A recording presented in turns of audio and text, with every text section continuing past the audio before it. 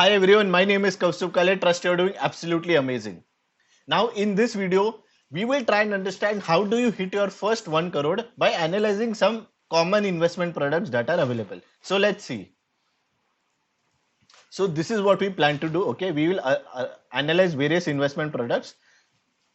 What is the expected rate of return in that product on a per annum basis? Monthly investment, we are assuming the person is investing 50,000 per month in the product.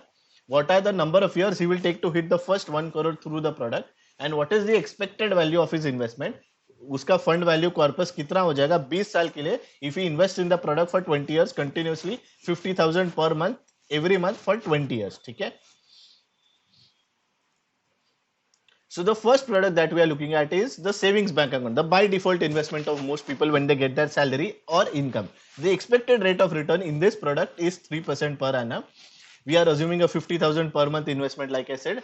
The number of years that the person will take to hit his first 1 crore is 14 years. And if he continues to invest for 20 years, then his value will grow to 1.60 crores. The next investment that we are looking at is again a favorite of many people. It's called as the bank FD, bank fixed deposit by default investment for many people. Again, the expected rate of return here is around 5% per annum. Monthly investment 50,000. The number of years he will take to hit his first 1 crore is 13 years, which reduces because his rate of return increases, and his expected value of investment by investing for 20 years is 2 crores. Now, one important point here for savings bank and bank FD is the rate of return will not remain constant for the 20 years. Obviously, this changes and revises every few months, every year.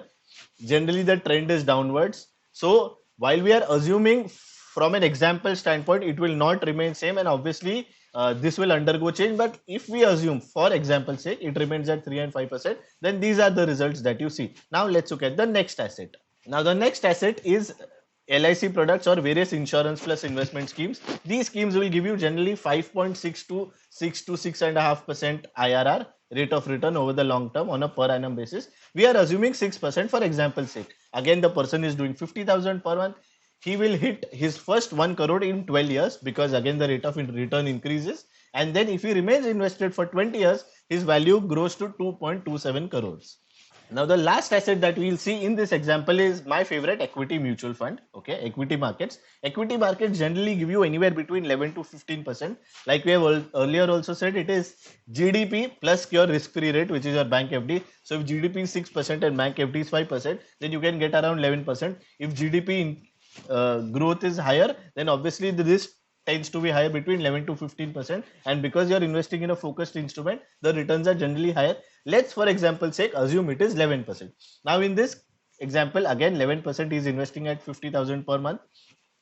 He grows his investment corpus to 1 crore in just 10 years. Okay, and then if he invests for 20 years, he continues to remain invested, he grows to a corpus of more than 4 crores, so his value becomes 4 crores. Now if you see this table closely on a comparative basis, this also tells you the difference between saving and investing. Now, when you get an income and if you're just accumulating the money by putting it in a bank FD or by keeping it idle in a savings bank account, you are getting 3 to 5%, but you're not growing your money. Okay, inflation is generally 6 to 7%.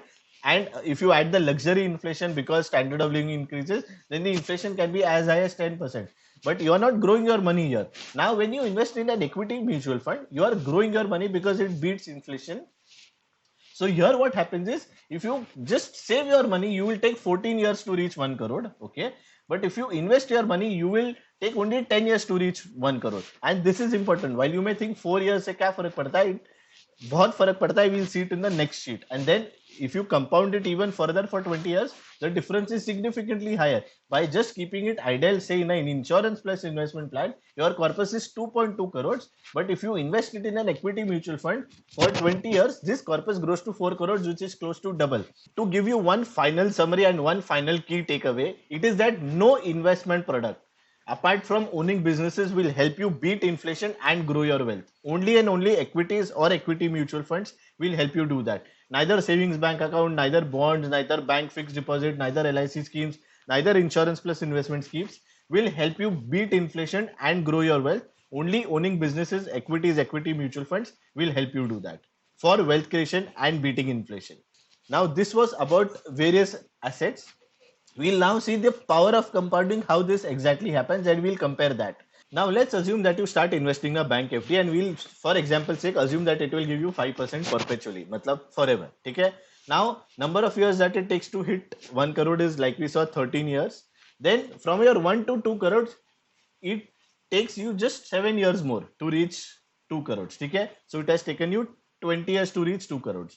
Now you hit a corpus of 3 crores in 26 years and you hit a corpus of 4 crores in 30 years. So अगर आप देखोगे तो आप जैसे जैसे compound करते हैं, this will tell you the power of compounding, that it took you 13 years to hit 1 crore, then it took you just 7 years to hit the next 1 crore, that is reach 2 crore. Then it took you only 6 years to reach the next 1 crore, which is hitting 3 crores.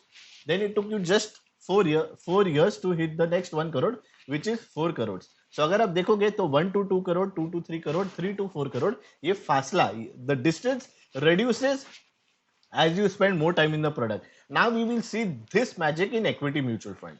So now see the same magic happening in equity mutual funds. Equity mutual funds gives you around 11%. Okay. Now your first 1 crore took you just 10 years to hit. Okay. The next 1 crore, which is 1 to 2 crores, takes you 5 years only. Okay. So you reach 2 crores in 15 years. The next 1 crore, which is 3 crores, took you just 3 years. And the next 1 crore, which is when you hit 4 crore, took you just 2 years. So if you see, the distance again, like I said, reduces significantly because you invest in a much higher return product. So it's important that you invest in a high return product, because when you see from a time invested standpoint, it gives you much more benefits and you reach your goal faster and more comfortable, because that is how the power of compounding works. That is also a reason why we say you should not exit any investment early, because the sooner you exit, you create problems for the next crore. It took you 30 years to reach 4 crores in a bank FD. It took you 20 years to reach 4 crores in a equity mutual fund.